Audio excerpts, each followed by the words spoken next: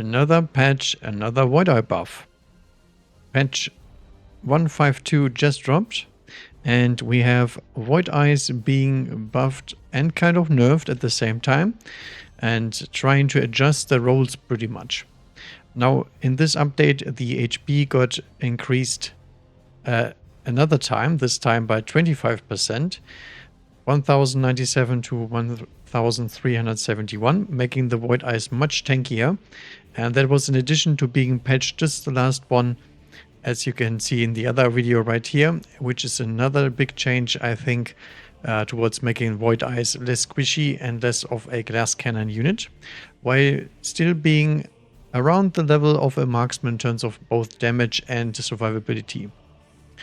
And talking about marksman, obviously what the marksman has that the Void Eye doesn't is the range. And now the Void Eye has 100 base range.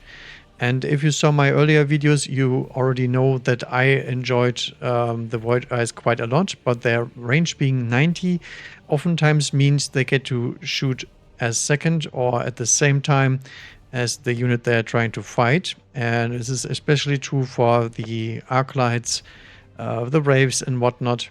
And a big deal if you want to hit aerial mode, which reduces range by 10. So plus 10 range is one of the biggest buffs units can get, in my opinion. So this is, I think, more to value than even the HP and whatnot, just so you can play this unit without needing upgrades to range or the suppression shots, which was also an increase in range, technically speaking.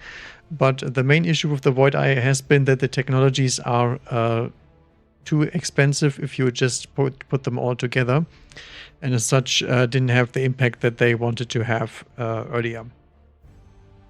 Now at the same time, talking about those two big buffs, which I think are both very relevant in this kind of scenario, the attack also got reduced by 35%. So a huge nerf to the attack overall, 1412 down to 917. Now for some of you that might be a big deal, but on the other hand, the unit already had a lot of attack to begin with, and I think it was pretty snowbally even without any attacks if it could get in range. Now, to counteract those range buffs and the HP buffs, this means now that the Void Eye has less of a burst damage, but can stack the damage still by taking charge shot, which will increase its damage by 175%. So keep that in mind. That's a lot of damage, no matter what the base attack is. And since you now have the additional range, you might be able to get into that tech earlier without sacrificing the attack itself.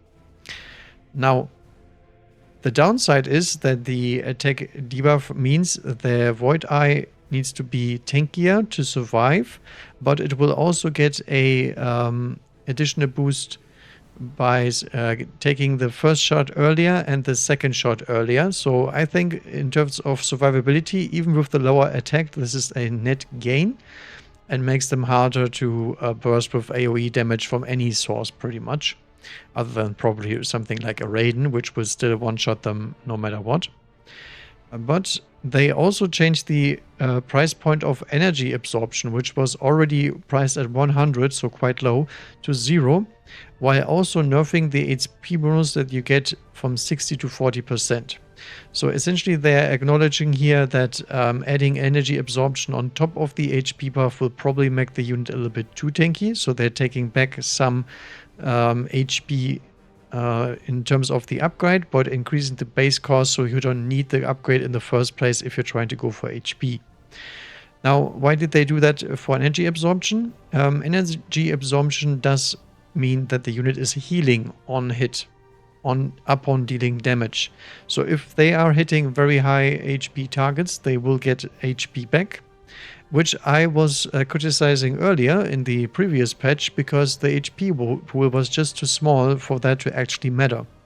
So now the Void Eye can actually outlast everything that can't one-shot it with a energy absorption buff on top. Why 40% doesn't sound that much, it is still a lot in terms of getting one hit by a lot of units like Hounds and even up to the middle class units like Wraith, for example, of 700, 400 damage rounds. That's where this could come in handy to give them another shot. Now, their low fire rate still means this is pretty hard to justify, but I think it's a better version for sure than the old one, just adding more raw stats. Now, the area mode got another price increase from 200 to 250 after previously only costing 150 and getting increased to 200 by the last update that we saw to the Void Eye. So practically acknowledging here that the area mode is a problematic tech because it can give you a huge amount of tempo in one single turn where you click the button and you go from ground base to air base and your opponent has to be ready with a specific answer. Now, there were no changes to the EMP armor, which I think is a good thing, because if they make that one cheaper or switch it up, it will probably cause a lot of game problem. Because the main idea behind squishy air units is most of the time anti-air Mustangs, which do not like getting EMP'd at all. That's not something you can counter this unit with.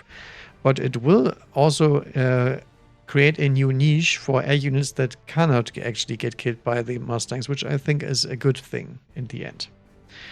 Now, the developer's note here is the adjusted Void Eye has longer range and higher HP, making it easier to synergize with other units by default. That's exactly what I'm thinking as well. I think this makes them stronger in their earlier rounds, and also takes away from of their really, really high burst damage. So it makes them less of a niche unit and more an overall better unit, but I'm not quite sure if that is actually enough to get this done. There were also some bug fixes that they mentioned down here, where the electromagnetic armor would actually affect other units that drop stuff on the ground, like acid explosion and whatnot, when it shouldn't be affected.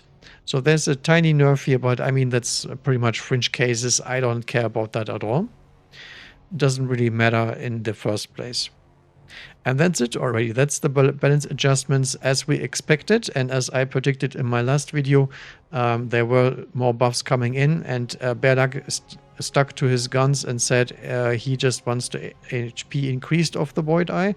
I'm not quite sure if I agree with that statement, but I did ask for more range, and I think tank range is a very significant buff and will make me try to play around with the unit more than I did earlier. Well, the attack decrease I don't think is that high to the point where I wouldn't consider the unit in its main role, which is damage dealing for all intents and purposes. All right, so the next tournament is going to be very interesting because it's going to be another one just this Saturday, tomorrow.